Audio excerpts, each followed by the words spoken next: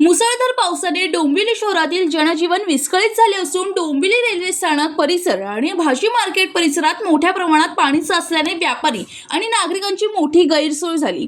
Station लगतच्या रस्त्यावर गुडघाभर पाणी साचल्यामुळे वाहनांची वाहतूक संथ झाली, तर बाजार खरेदीसाठी आलेल्या नागरिकांनाही मोठ्या अडचणींचा सामना करावा लागला। भाजी मार्केटमधील अनेक दुकानांमध्ये पावसाचे पाणी शिरल्याने दुकानदारांचे आर्थिक नुकसान झाले। विशेष म्हणजे दरवर्षी पावसाळ्यात याच परिसरात पाणी साचत असतानाही कायमस्वरूपी उपाययोजना करण्यात आलेल्या नसल्याचा आरोप व्यापाऱ्यांनी केला। महापालिकेच्या दुर्लक्षामुळे ही समस्या कायम असल्याचे दुकानदाराचे म्हणणे आहे। पावसाचे पाणी बाहेर जाण्यासाठी दुकानदारास स्वतः चेंबरची झाकणे उघडून निचरायची व्यवस्था करावी लागली।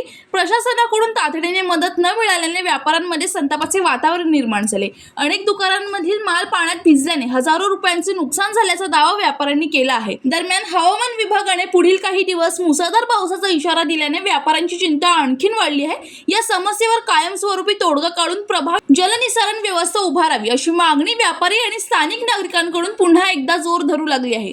राहुल कांबळे, जनशक्ती कल्याण।